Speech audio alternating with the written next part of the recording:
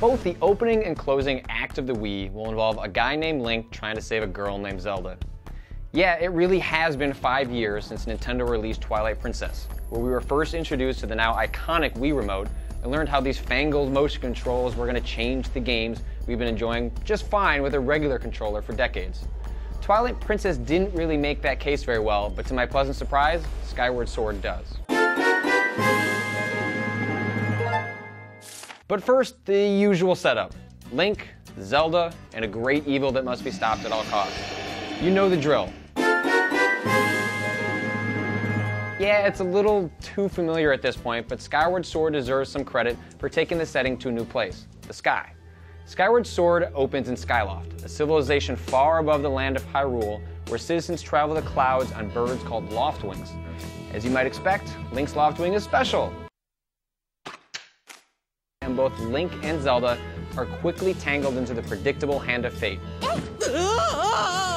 The relationship between Link and Zelda even has some real nuance this time, and some sexual tension. If you care one iota about the Zelda mythology, Skyward Sword is not to be missed. Unfortunately, Skyward Sword takes far too long before allowing players to roam free, throttling them with a lengthy tutorial that will, at best, frustrate players who already know what to do, and at worst, stop curious players from discovering the otherwise great game waiting just a few hours out. You might want to stretch a little bit, as your hand is really in for a workout. Waggling isn't going to get you anywhere in Link's latest adventure, and the very first enemies in the game will beat your ass to the ground to prove it. You must constantly react to the placement of the enemy's hands, as they're going to dodge left, right, up, and down over and over again to constantly throw you off. Ocarina of Time's Z-targeting changed how the industry approached combat in 3D. And what Motion Plus technology allowed Nintendo designers to do in Skyward Sword's combat is nearly as impressive. You're now part of the combat in a very physical way, rather than just mashing buttons. While it's too early to say it's impossible to imagine a Zelda game without motion controls, Nintendo has made a credible argument for why the series can definitely benefit from heading down that path. This all means Skyward Sword is quite literally the most engaging Zelda game yet. But don't worry, you can comfortably lay down on the couch just fine. With the exception of a little bit of wrist fatigue, I didn't have a problem reliably pulling off all the motions over the course of my 35 hours with the game. Motion Plus is also incorporated into the game's puzzles, some of which require players to twirl the Wii Remote around with very specific motions to move on. It's not overused, however, which is a pretty accurate description of the whole game. Like other Zelda games, there's some unwarranted backtracking to an old area that doesn't work as well the second time around. And you can cynically predict when the game is going to ask you to head out on yet another fetch quest.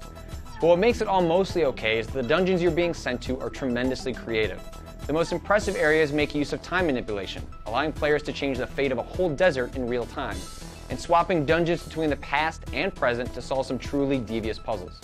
Skyward Sword works within the traditional Zelda structure, but the designers and artists have gone the extra mile to ensure you're doing things you've never done in a Zelda game before.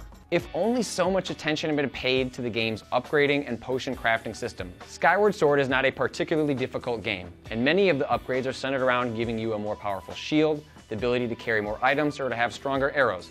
Upgrades you don't really need if the game isn't that tough. It doesn't help that obtaining these upgrades requires fetching a bunch of random crafting items in the game world, and there's simply not much motivation to get it done. These are upgrades that would have normally been given out as treasure within a typical dungeon, and it simply feels like you're being asked to do more work for something that's not worth the trouble. It's hard to overlook other areas where Skyward Sword doesn't play catch-up too. It's unacceptable now that Link doesn't have access to any kind of quest log. Fi provides hints on where to go next, but she doesn't provide a database of side quests. Characters will have a conversation icon above their head if they have anything to say, but finishing that side quest is contingent upon you either resolving it then or coming back to it later. Mostly, I just never came back. It's also worth pointing out that any concerns about the Wii's aging hardware are rendered moot. Wind Waker still holds a place in my heart as the best-looking Zelda game, but Skyward Sword cleverly leverages the style of Impressionist paintings to craft a spectacular look all its own, and one that changes so subtly in real time that you'll quickly forget it's not in high definition. In an industry where most games are trying to look more realistic than the last one, indulging in Skyward Sword's colorful cast of weird guys and gals makes you very happy to leave the uncanny valley for a little while. Even if you're burnt out on Zelda games at this point, Skyward Sword is worth playing. I can't overstate how impressive the combat is, and it's changed my feelings toward motion controls. The game isn't without issues, and the traditional structure of the series is showing serious strain in light of the competition. But it's too bad this game didn't exist when the Wii was first launched. It might have changed a bunch of skeptics into believers.